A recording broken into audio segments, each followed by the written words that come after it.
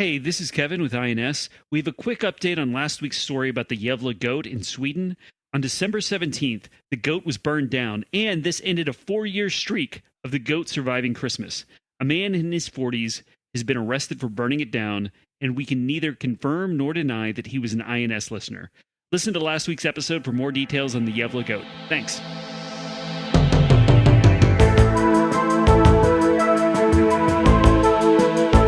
Welcome to INS, the International News Service, your source for the most important weird news from across the globe. With news analyst Kevin Harrison, actor, comedian, and musician Mike Wiebe, and professional commentator Brian Camp. INS, the news you need.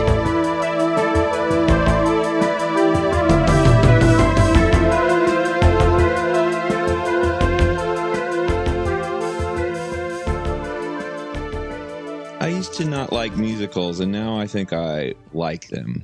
Really? Not all of them. It's like every piece of media. All of them? No. It's You like- think they're all good? Like let's say, for instance, books. Like Oklahoma. Most books are bad. 98% of books. You've got some good ones. You've got the Bible. You've got the Constitution. You've got Books with Spider-Man in them. Well, not all books with Spider-Man in them.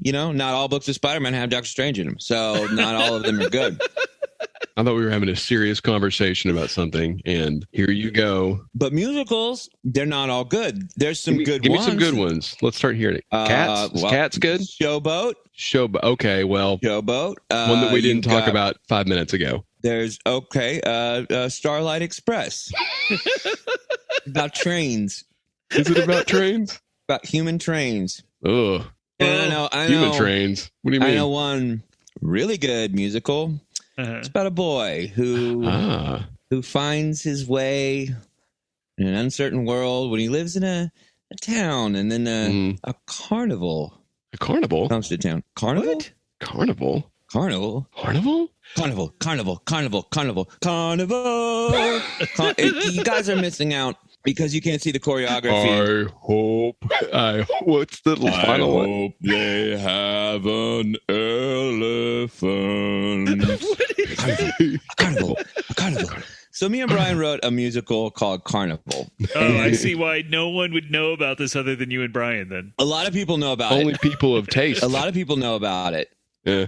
Yeah, there's a blacklist for, movie scripts. And there's also a blacklist for musical scripts. And it has been on the blacklist for many, many years. It's just too expensive to produce. Right. People say that it's so good, it's unproducible because unlike some people's bullshit musicals, we demand that there's real elephants in our carnival when it hits the stage. You've never had those in a movie before. Real is no. Not in a stage. Are we making a movie? Ugh. Jesus, Kevin.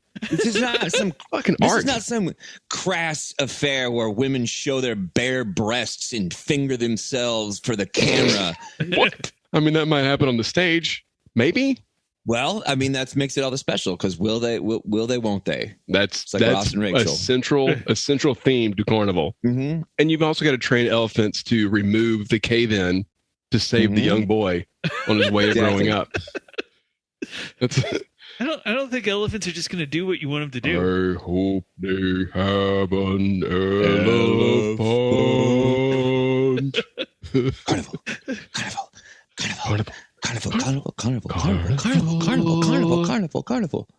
Carnival. What? Carnival. It's okay. So let me tell you what it's about. It's this town. There's this mayor, but he's not the richest guy in town. There's a fucking jerk off who's the richest guy in the town. Son of a bitch pulling strings. Yeah, I don't like to put my politics all the way out there, but you can probably tell in my work that this guy's a real piece of work. He's got a orange floppy hair, and he's got a son who's a real fucking dipshit too. But he's like head of he's the head of the squash team. And it is Anytown, USA. Anytown, USA. What's crazy is this was really the first treatment for this was before any orangish tinted human became famous worldwide, I think. And so it was kind of prophetic that It's prophetic. A lot of people a lot of people, I often see, these little BuzzFeed type articles that say like 10 times the musical Carnival predicted the future accurately. Who's writing these articles? I don't write for BuzzFeed.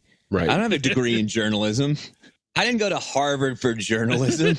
There's like three issues of Variety's worth of articles about the prophetic visions of Carnival. They just haven't published any of them. They're all in the can because the work is of such quality. There's kind of always been this assumption that it's going to get made at some point. Yeah. But frankly, Mike and I have stood in the way because of some of our demands for it, the original vision to come to life. And a lot of people just, there's a lot of fear in Hollywood, and there's a lot of fear in Broadway.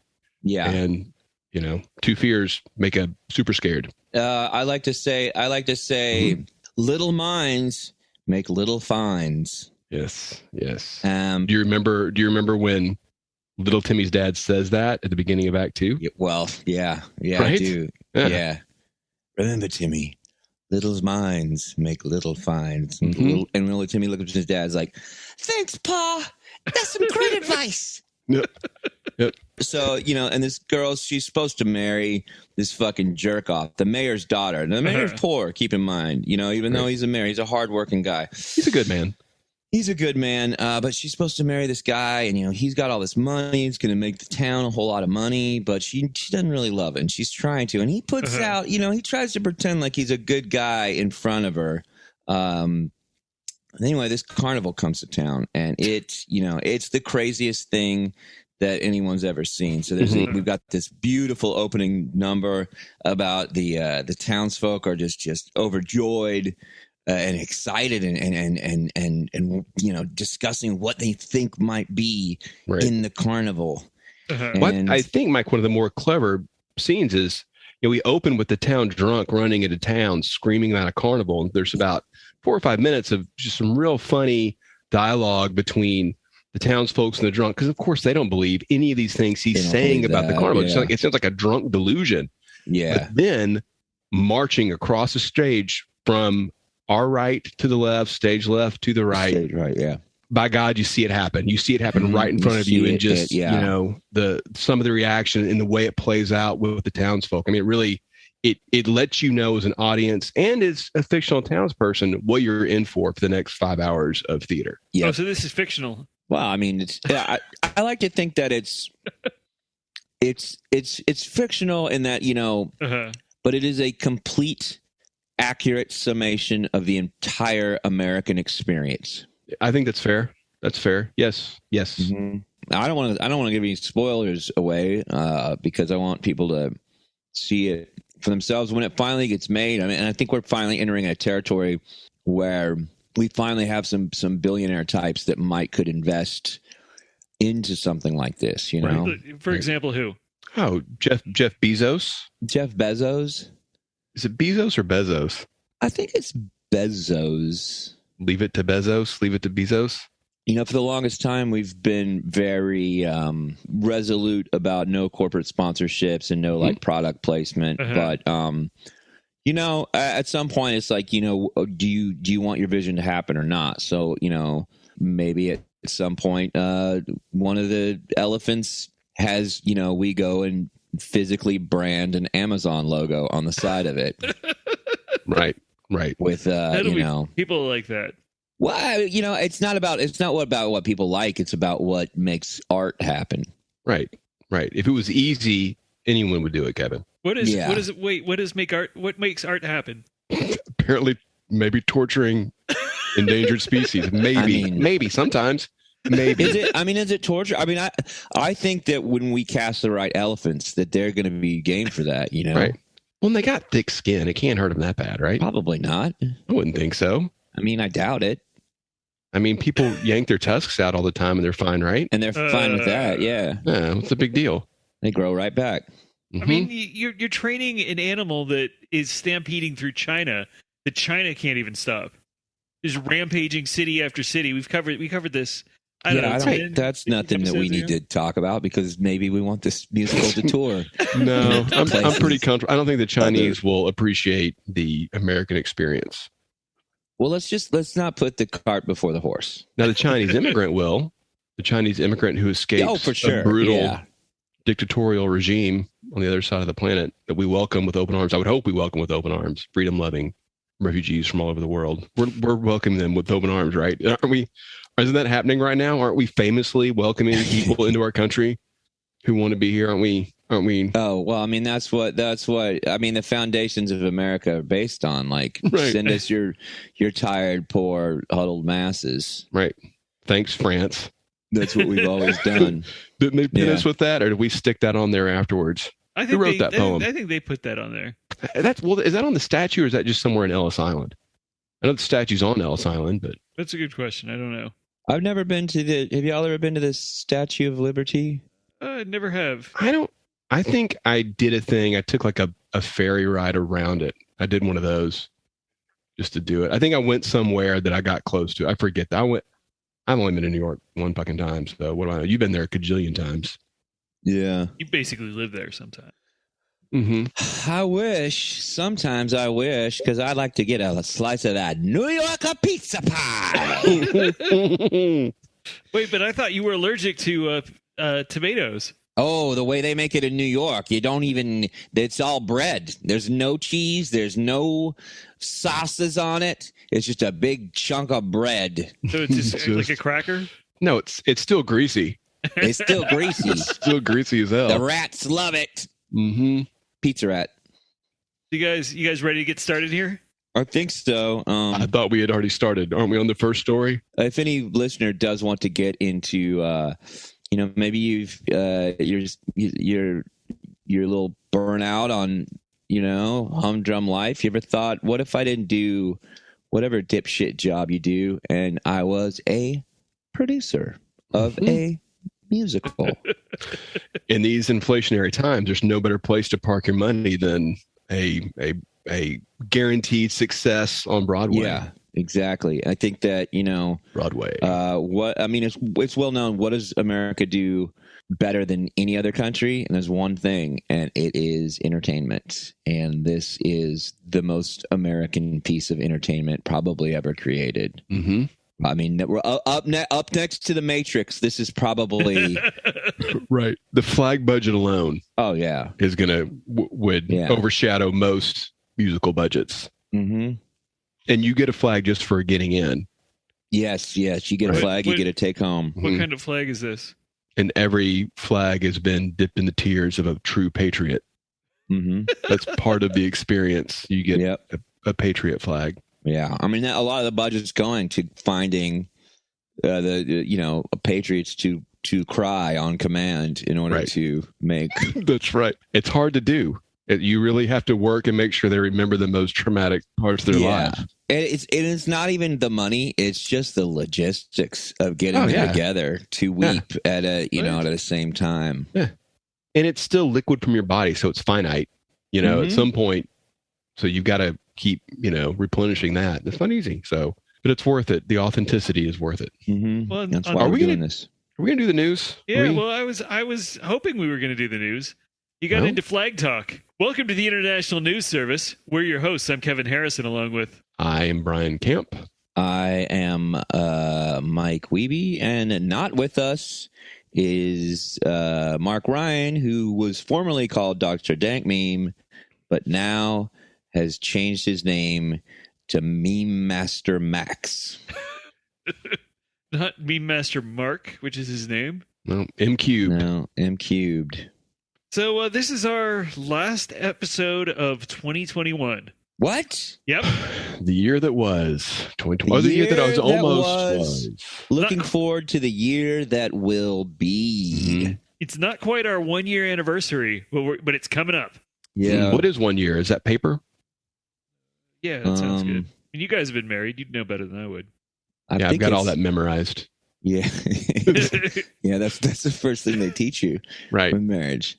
I've never Googled that in my life. I've never had to look that up. Yeah, marriage school. There's like a 5-question quiz before you can get a license, and it's just random years, and you have to know them all. Year 17. Jade. What year are you allowed to try the quote open thing? Right. It depends on how well you answered the first 4 questions. Yeah. Oh, wow. It's a formula. It's difficult. So our first story comes to us from The Guardian. Bridge into Cleveland, right? Did we talk about that? Well, yeah, the Cleveland Guardians. I don't know if they ever settled that lawsuit or not. You mean the roller derby team? Right, obviously. Wouldn't put anyone in charge of guarding anything if they were on roller skates. It seems like a real good way. It would be like making a security guard stand on a loose pile of gumballs Yeah. while guarding your business. A British man living in Singapore named Graham Spencer was recently walking in the park when he saw 20 otters crossing a path in front of him. Oh, shit. Apparently, a second unidentified man ran towards the otters, which scared them. And though the runner retreated to safety, the otters responded by attacking Mr. Spencer. Mr. Spencer said he was bitten 26 times in 10 seconds. Well, it's 10 seconds. 1,000, 2 1,000. That's There's right. a lot more ouches in there, I feel Yeah. like. That's when his friend noticed what was happening and ran up screaming, which scared the otters, allowing Mr. Spencer and his friend to retreat while being pursued by otters. They escaped to a visitor's center where Mr. Spencer's wounds were treated, but he still ended up going to the hospital 3 times to be treated for his injuries. Mr. Spencer told reporters, quote, "If it wasn't for my friend, I don't think I'd still be here. I'd be dead."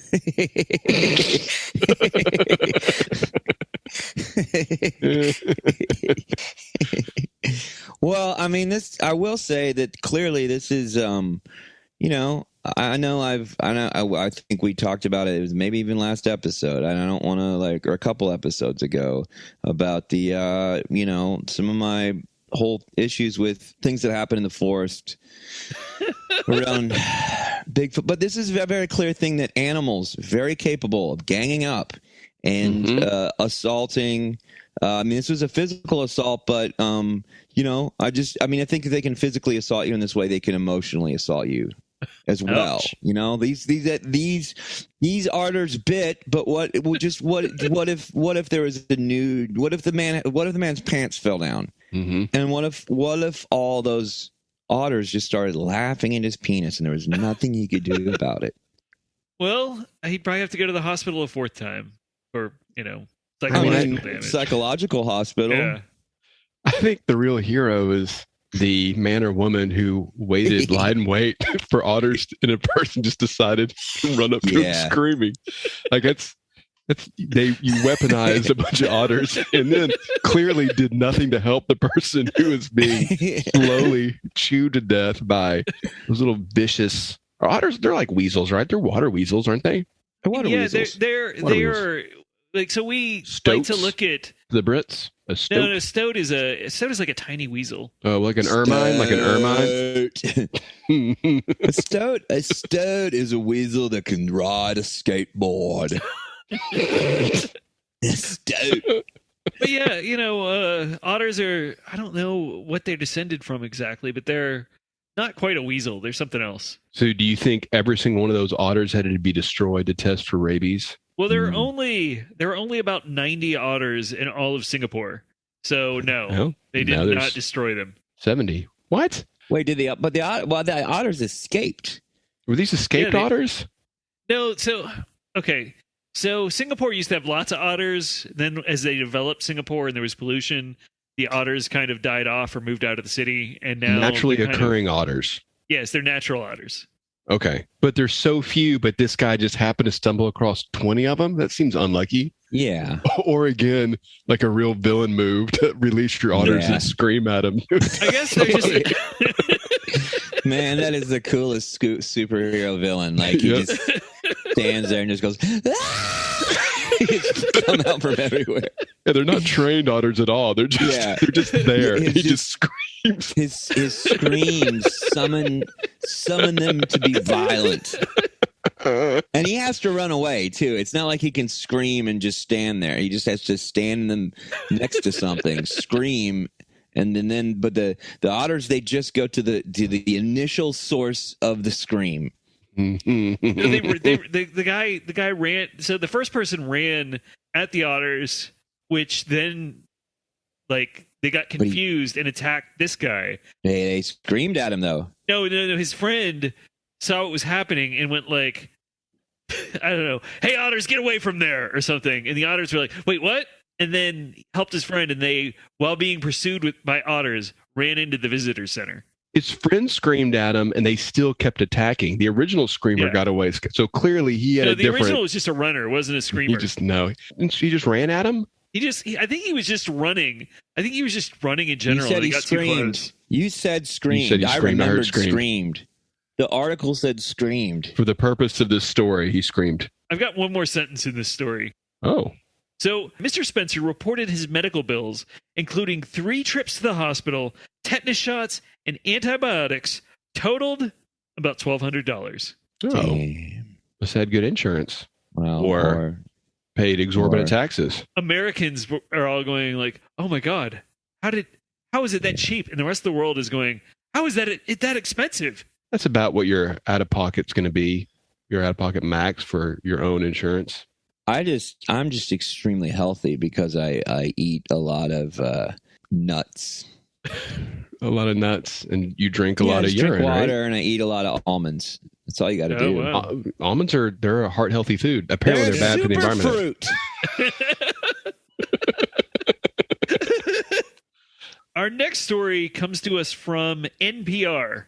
Now, as you may have heard, I have. President Biden recently tapped into the U.S. strategic oil reserves in order to offset a shortage in gasoline that's created a rise in U.S. gas prices.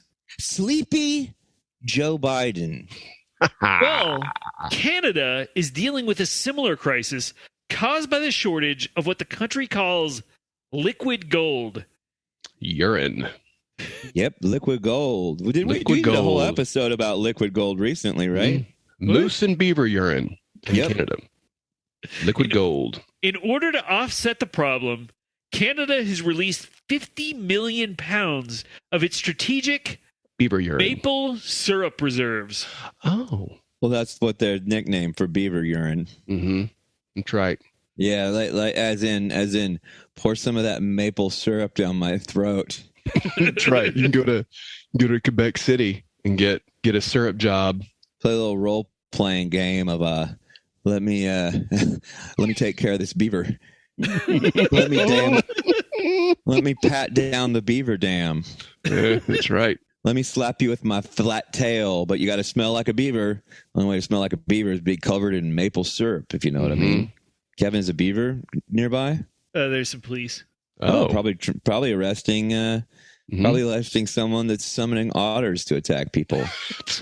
Oh man, is this just an all rodentia type large rodent episode? Yeah, well, there's at least one more animal in the bonus story at the end. Bonus. Mike, you got a big Patreon to listen to that. That's right. Again, I feel like the only things I think would make good T-shirts are things that don't have words, but I am imagining a well-drawn, like just line drawing of a person running with their arms over their head, clearly screaming with like at you, but in the background, but in the foreground of the shirt, there's just teams of stacks, if you will, of otters. Stacks of otters. It's like they're just bloodthirsty otters. Like the only color is the red on their teeth, perhaps. Yeah. The fangs, they're otter fangs. But they're still holding hands because, that's what otters do when they sleep. Well, it's like Red Rover. That's how they knock you down. Nice. Run at you in the lock arms. Not nice. I mean, terrifying. Terrifying. Are there any otter horror movies? I'm sorry, we're not talking about otters anymore. Well, there's like the Emmett Otter's River Band was fairly misleading, I feel like. It feels like Emmett Otter should have been the one that was in the Nightmare River Band. Was it the Nightmare River Band? I gotta be honest, Mike, I don't get any of these references at all. Like the Riverboat Jug Band or something? No, Emmett Otter's River Jug Band. What is it from? Emmett Otter's Christmas. I've not seen that. I don't know what that is. You have seen it. We forgot that you were raised by atheists who didn't. You have seen to celebrate Christmas. I don't know. It was a Jim Henson special. Yeah. It was all Muppets. And it was about this otter, and him and his otter friends had and I think there may be other animals. They had a jug band, but then there was a big battle of bands, and this other band came to town, and they were called the Nightmare. I think it was like Nightmare River Band. And and one of the people in the band was an electric eel that was inside a tube that would go back and forth. But they did it with a Muppet. It was really cool. That's about all I remember, to be honest with you. I was on a lot of drugs back when I was a kid. Is Dr. Teeth in it? No, Dr. Teeth wasn't in it. No. Dr. Tifa. Dr. Tifa. Dr. Tifa. The band is just called The Nightmare. Really? And it was made up of Chuck Stoat, Fred Lizard, Chuck Stoat. Snake, Chuck Stoat. Howard Oh my Snake, God. Popeye Catfish, and Stanley Weasel. They're in Nightmare? Okay, maybe it was a catfish that was floating around. Ooh, catfish are scary. Yeah. Big ones. Those barbs, they can get you sick. That's how Steve Irwin died. That's right, a catfish barb. He was Okie Noodlin, and he fucking flew too close to the sun. Mm-hmm. I guess, we shouldn't make fun of, I shouldn't make fun of Steve Irwin at all. That's a tragic, rare accident, and he did a lot to destigmatize a lot of animals that are notably known as these, dangerous creatures. But he did a lot to destigmatize them. Directed Towering Inferno. That's Irwin Allen. Maple syrup is harvested by installing a metal tap onto a maple tree trunk, and then it is collected and refined using a series of tubes and pumps. Quebec alone... sounds like the only way I can get off these days. Quebec alone produces nearly 70%... Is it Quebec or Quebec? Quebecois? I think it's Quebec. I think within the province, it's Quebec, and outside of the province, it's Quebec. Well, why don't we respect our French-Canadian brothers to the north and sisters and call it Quebec? Quebec alone produces nearly 70% of the world's maple syrup. But this year, global demand jumped by 21%, while Canada's short, warm spring also meant that less syrup was produced. The Quebec Maple Syrup Producers Association commented, quote, "That's why the reserve is made, to never miss maple syrup. And we won't miss maple syrup." This is quite a story. I'm trying to take all the pieces of it in. Other than what I'm getting here is that Canada's kind of boring. I wouldn't go that far. They just love their maple syrup. They produce all of it. I don't know.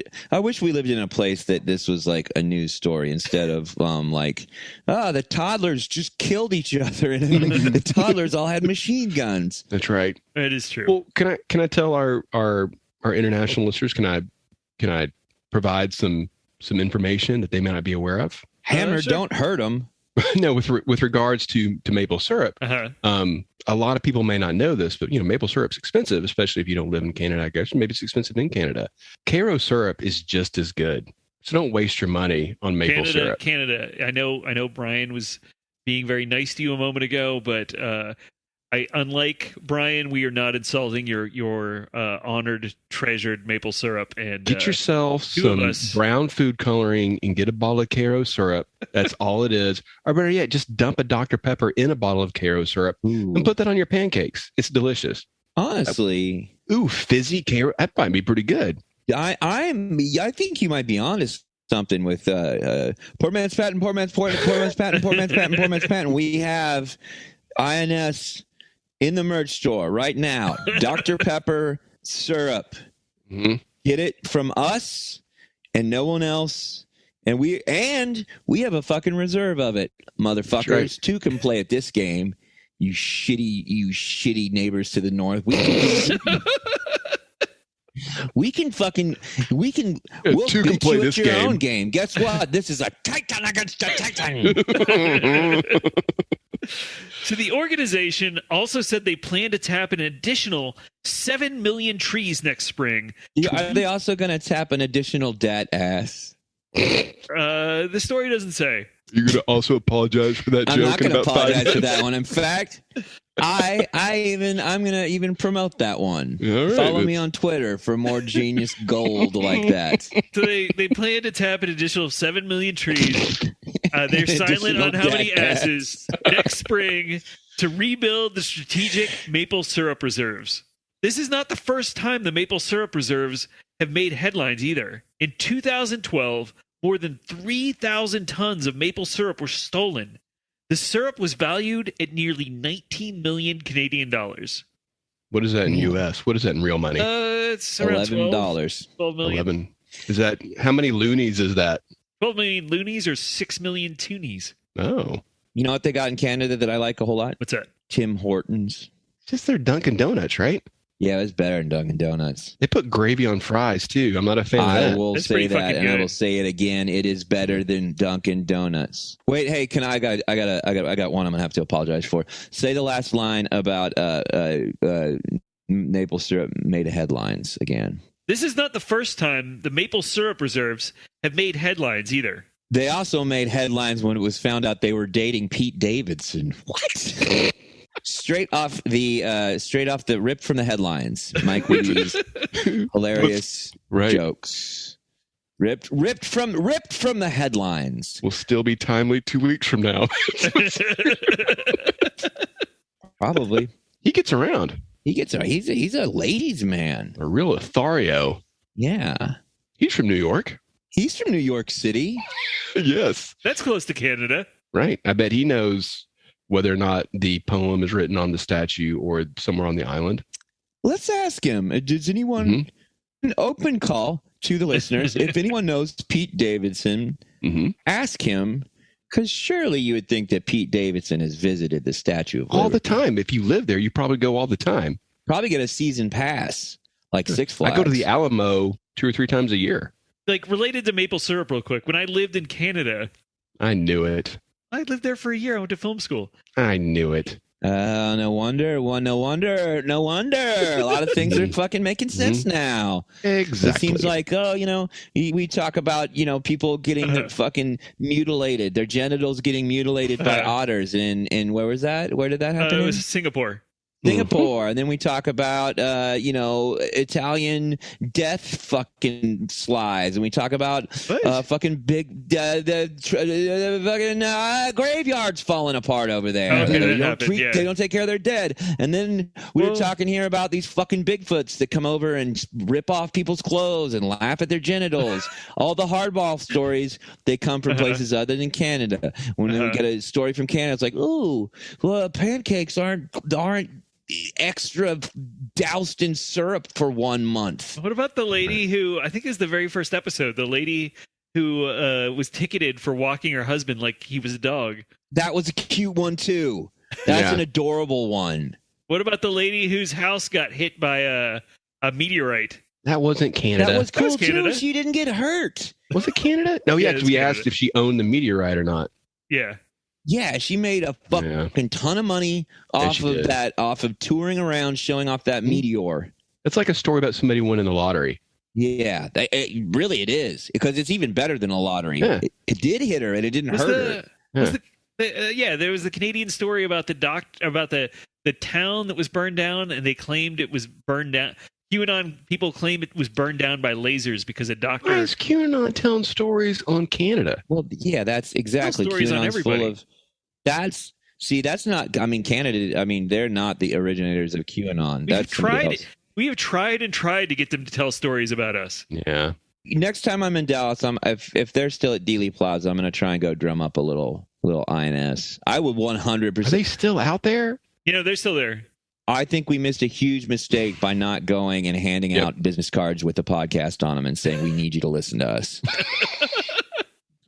just for a collection of comments. They're some people think they're, and probably rightly so, that there's some real dangerous folks involved with QAnon. Oh, yeah. Our next story comes to us from the Miami Herald. A company called Meramed Inc. in Norwood, Massachusetts, just made history for baking the world's largest pot brownie. What is it? What are you saying? Meramed, like marijuana medicine. Meramed. Okay. Stoked or stoked.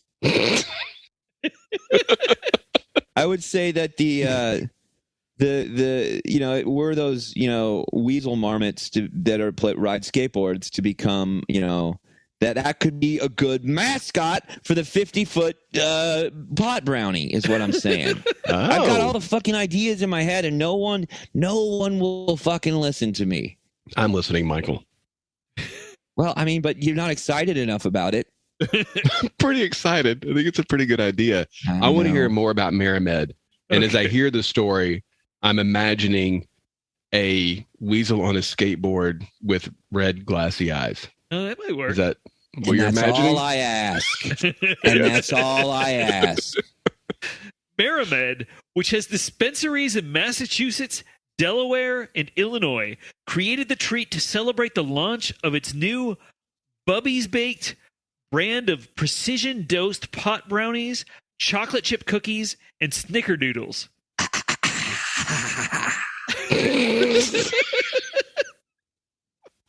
That's it.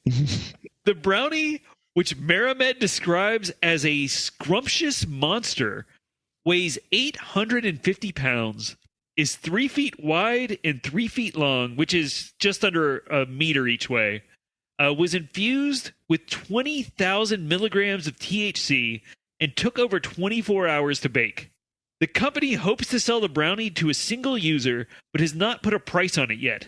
Generally, they sell brownies with 250 milligrams of THC for $60. Ooh. So that would mean a brownie with 20,000 milligrams would cost around $4,800. Yowza. The Guinness Book of World Records reports the largest brownie at 234 pounds, but it rejected Maramed's submission because Guinness does not allow marijuana-related records. Well, there you have it. That's because they only want to focus. They only want to focus on alcohol because they're Guinness. Makes perfect sense. All right, that makes sense. Guinness, get it? Beer. No, they are owned by Guinness. That is that Guinness. I know. That's what I'm saying. I think we're all confused because you're reporting something that's true. Am I really reporting something that's true? Yeah. They started they that. made the It was book to settle barroom arguments. No. What? Yeah. And then it became a big thing, and it became like a big trivia book. Who's arguing over who has the longest fingernails in a bar? That guy in That India? picture's so creepy with the guy with his kind of hands out. My wife has this very visceral reaction to fingernails. She can't hear people clipping nails, and they're just really disgusting to her. So I oftentimes bring up my dog, and my dog's nails grow. So I always talk about how my dog's going to need to keep growing one out and put a bag over its left paw. And it grosses her out. Man, that guy was cool. You know who's the best? You know who's the all-time? I'll say, what's the all-time GOAT, greatest of all time, Guinness Book of World Records? And there's only one correct answer. Isn't it the fat guy on the scooter? The two fat guys, the fat twins. The two fat guys on the scooter. It's the fat twins on the scooter. And that is correct. That is correct. The fat twins on the scooter is the greatest. I might get a tattoo of that. I might get a tattoo of that. The McGuire twins. I don't listen. I don't. I'm so glad I don't live right next to a tattoo studio because it would be awful. You'd be in a lot of trouble. I have so many flights of fancy ideas that the only thing that's keeping me from getting them is just proximity and business hours. But if there was a 24-hour tattoo studio, I would have the dumbest shit all over my body. I'd have a Pete Davidson callback amount of tattoos. Hilarious callback. I'm already imagining you slowly getting when the 60 Minutes open, the final open is an image of all the reporters kind of together. It almost was like a family portrait. I think they did that for a while, but with slowly replacing with Mickey Rooney and then Marley instead of Marley, and just slowly switching out different. Just kind of it wouldn't make sense to anyone. I mean, I would laugh my ass off every time I saw it. You'd have the mummy with that's a wrap. That's a wrap. A backward skeleton dog saying fur. Fur. I think you should get that anyway. Yeah, that is pretty good. But that's a good one. Man, the McGuire twins. That's a pretty man.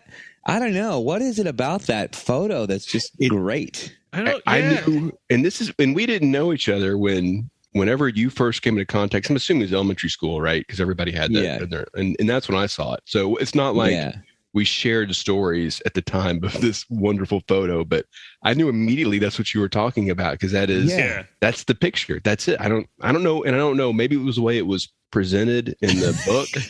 Just driving. It just looks like, did they have like tiny cowboy hats on? Or am I conflating that? I think they were wearing overalls.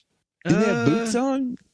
Surely, Kevin, in this time you have found that photo and you were looking at it right now, but I don't see joy on your face. So, well, no, I was reading about their wrestling career because they also had a wrestling career.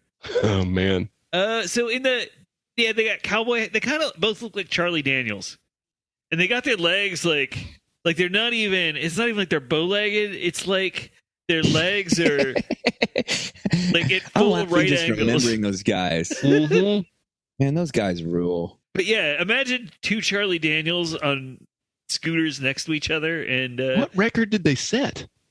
You know, the world's fattest twins. Yeah, world's fattest twins. I just remember Our next story is a bonus story for our Patreon subscribers. There's no way they still have that record. Sure. Oh. Our next story is a bonus story for our Patreon subscribers. So if you want to listen to it, go to our Patreon, subscribe for $3 a month at the Knights of Kevin level, and you can hear our last story of 2021. You want to give them a taste of what they're? The last story of 2021. It better be good, because we've had such a wild and raucous year, have we not?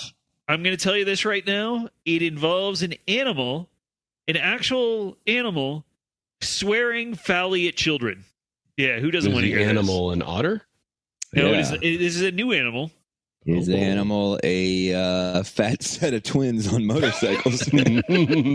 They're people, Michael. They're bears. They are bear-like. So this episode airs on December 29th. Does anybody have anything coming up?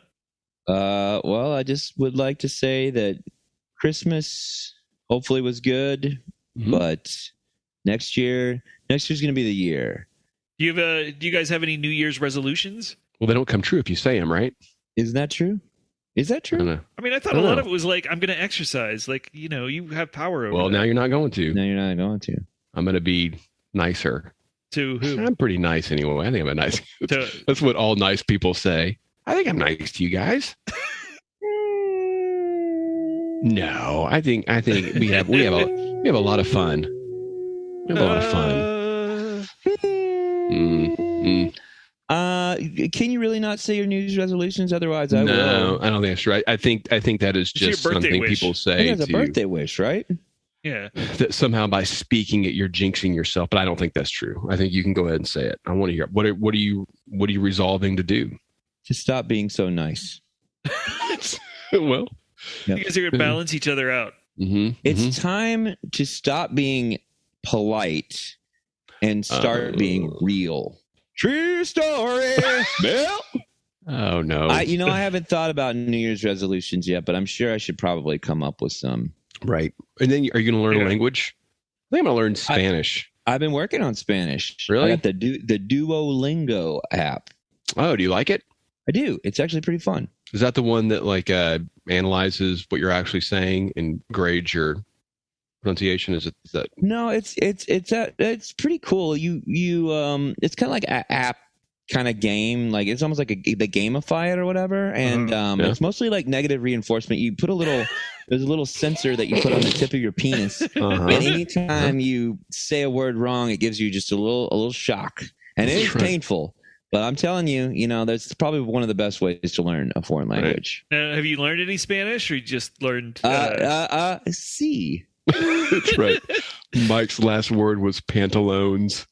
Just collapsed in a seizure. But I am doing the Duolingo. I need to get. I've been slacking on it a little bit lately. But that partially is because my pre-New Year's resolution is I am no longer social media scrolling in bed. Nice. Not That's a good one. Been a solid week. I still have the phone next to me for texts and whatnot, and the alarm mostly on it. But occasionally, like I'll wake up and I'll be like, "Oh shit, I gotta do whatever." But no, I won't look at any of the social media apps or Reddit or anything like that. Nice. I'm going to try and eliminate anything that looking at anything that knows who I am before I look at it. If that makes sense. You mean like your wife? No. My wife's great. Your child? Like she's pretty great too. I'm gonna eliminate any kind of media. So like, I'm not on social media as it's been established, but famously, yes, it's been mentioned over and over and over again. That doesn't mean sort of, I'm the best way. Nope, that is not true. I'm better than everyone. Just so you can tell people, hey, I don't have social media or a television. No, first of all, I have fucking cable, right? I'm not some kind of troglodyte like you guys. I have cable. I have many channels. I can turn it on whenever I want. Like They're 5, on demand. 6? What? No, I have thousands. Thousands of channels. Whoa. That's what it means to have cable, right? So enjoy streaming, I guess. Yeah. Animals. Well, I'm all physical media, but whatever. You're all physical media, or you're off physical media? All physical media. I only watch it if it's Blu-ray, DVD, Betamax, Laserdisc, or VHS. Right. I only watch Super 8 movies, and I only listen to Casingles. They were a pretty good band. You explain your resolution again, Brian? Yeah. Yeah, you're not gonna. So anything that knows you're looking at it is what you're. Yeah. Like, so I'm gonna try to like not shop at places where they already know who I am when I shop at those places or anything like that. Anything that is online that is able. Yes, anything that is able to individually target me. I'm gonna try to eliminate that process. I'll still shop there, but I will try to not be logged into an account. I'll use a clean browser and do it that way.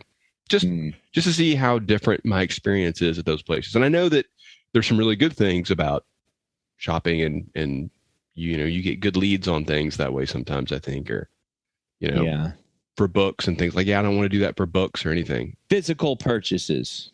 The best way to buy a book is, especially if it's from somebody nobody, who's not necessarily making their living off their writing, is to buy it from the author.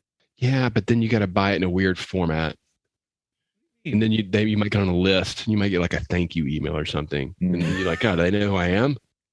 They're going to come visit or something? Are they going to ask me what I thought? One author per purchase. Buy it on eBay. That's a good way to. I guess that does know. They kind of know what you're looking for at some point. Though. Yeah. But just, you start a dummy account. I mean, I'll do like if I have to do that, I'll do that. I just want to see. I think it's just slowly become this thing that is so hard to avoid that it's just kind of the way it is. So I want to see if I can avoid it. It's kind of like deciding you're going to buy American. It's not easy to do. I bought Brian a Vinegaroon sign on eBay, and I still have Vinegaroon stuff pop up on my eBay front page. Right. Yeah. Right. Right. I'm trying to be more realistic with my goals, my resolutions. Like, you're saying Brian was not being realistic. I didn't say that. But I'm mine as opposed to last year. Like now, like when it's not just like something is achievable. Like this year I'm going to eat better. I'm not going to have one carb for the entire year. That's realistic. It is, because I said it. That's the first step of The Secret, right? Say it. Just say it out loud. That's all it takes. I'm not going to eat one carb for the rest of the year. So that wraps up another week of the International News Service. Find us across social media at International News Pod. Email us at internationalnewspod@gmail.com. We wish everyone a happy new year filled with even more weird news from INS. Check out our merch store at Redbubble and our Patreon. We'll see you next week. Yeah, let us know what you think. Have a good day.